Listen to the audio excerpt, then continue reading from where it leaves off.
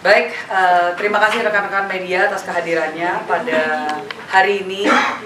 Kami dari Jaringan Nasional Anti Perdagangan Orang melakukan berkumpul bersama melakukan pelaporan atas catatan tahunan, catatan akhir tahun kami di tahun 2025, di mana kami tentunya setiap tahunnya ini yang kedua kalinya kami melakukan pelaporan. Walaupun memang baru tahun lalu sebenarnya secara resmi Jarnas Anti Perdagangan Orang terdaftar di Kementerian Hukum. Sebelumnya kami sudah diinisiasikan tahun 2018 dengan sekitar 20 anggota. Sekarang ada 36 anggota, terdiri dari organisasi-organisasi, yayasan, NGOs, CSOs maupun juga individu-individu yang memang fokus maupun berkecimpung untuk melawan perdagangan orang di Indonesia, maupun juga untuk memperjuangkan nasib warga negara Indonesia yang ada di luar negeri. Kami melihat bahwa isu perdagangan orang ini adalah isu yang sangat penting, yang sudah sangat kritis, dan perlu adanya sikap yang jelas dari pemerintah untuk melawan perdagangan orang. Karena tentunya korban di sini bisa rentan usia yang sangat luas, dan kami laporkan secara singkat tadi ada 300-an kasus yang ditangani di organisasi-organisasi Jarnas itu sendiri. Kami tersebar dari ujung barat sampai ujung timur. Kami bergerak di berbagai fokus. Ada yang memang khusus untuk penanganan korban, ada yang khusus untuk advokasi, ada juga yang khusus untuk pendampingan saja. Ini adalah upaya dari rakyat untuk rakyat. Dan kami di Jaringan Nasional melaporkan dari 300-an kasus tersebut, usia 13 sampai 17 tahun ada 24 orang. Tapi memang paling banyak di usia 22 sampai 27 kalau tidak salah. Ini memang menunjukkan bahwa sebenarnya tidak memandang usia ya, bahkan usia semuda 13 tahun pun juga bisa menjadi korban. Dan kami tahu ada kasus-kasus di tahun-tahun sebelumnya yang sebenarnya bisa semuda 4 tahun, bisa semuda 7 tahun, yang menjadi korban dari perdagangan orang, itu termasuk eksploitasi seksual.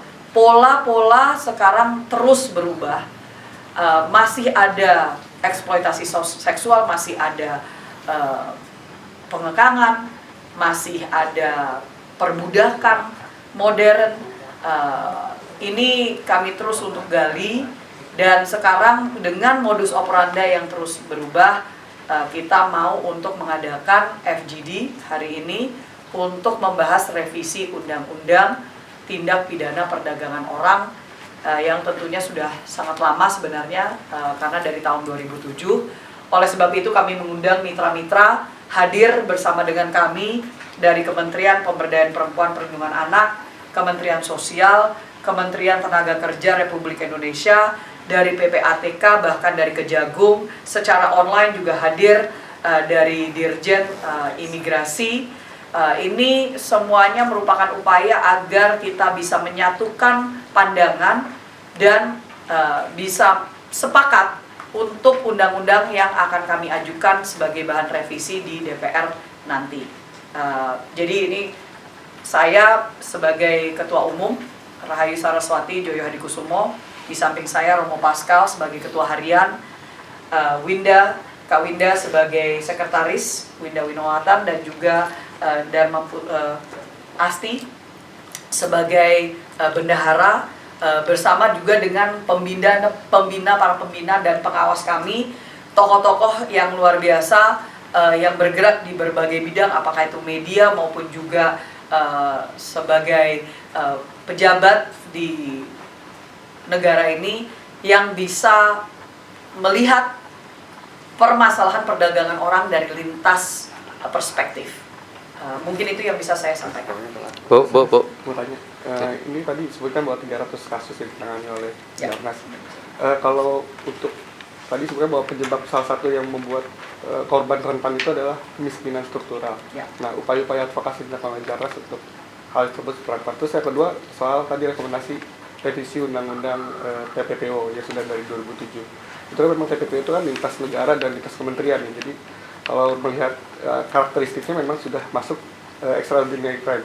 Nah, pertanyaannya, apakah Jarnas juga akan mengusulkan ada badan baru untuk menangani khusus TPPO, karena mengingat extraordinary crime seperti narkoba ada BNN, Ya. korupsi ada KPK. Nah, apakah Jarnas juga akan mengusulkan pembentukan badan baru untuk khusus menangani TPPO? Untuk pertanyaan yang pertama, kaitannya dengan kemiskinan struktural sebagai salah satu masalah terbesar, ya tentunya kita terus mendukung upaya dari pemerintah untuk meningkatkan kemampuan ekonomi, karena ini kaitannya dengan kemampuan ekonomi sosial dari masyarakat Indonesia. Lapangan pekerjaan masih terus harus ditingkatkan, kewirausahaan, dan juga solusi-solusi yang harus konkret, nyata dari pemerintah untuk persoalan ekonomi sosial di daerah.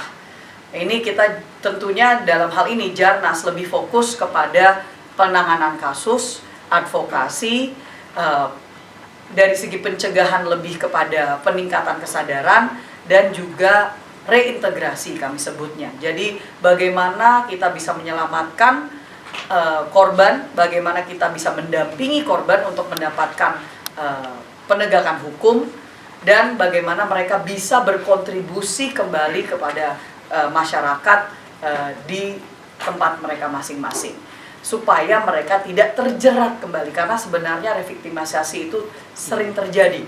Bagaimana mereka menjadi korban kembali karena belum adanya solusi konkret untuk masa depan mereka.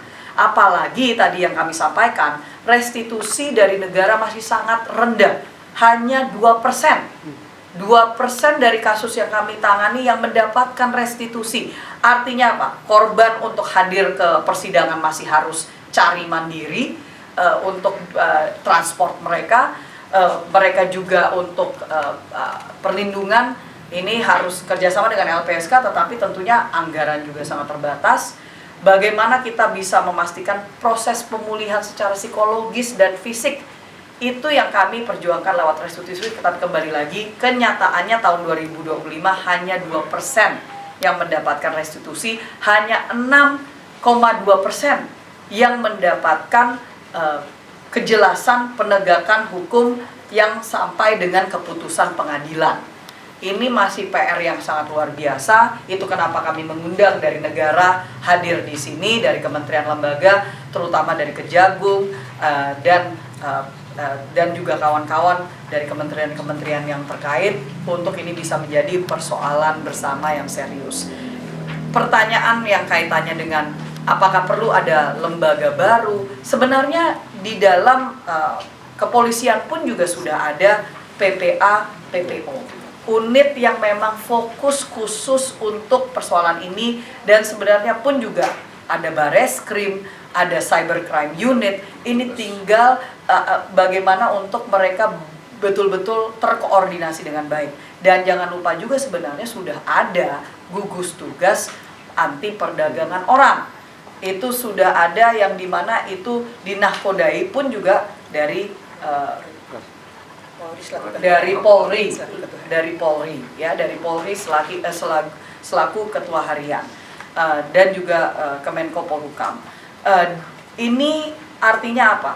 Artinya hanya perlu pengimplementasian, hanya perlu kepastian hukum, hanya perlu keberpihakan dari negara yang sadar bahwa ini adalah permasalahan serius dan kritis.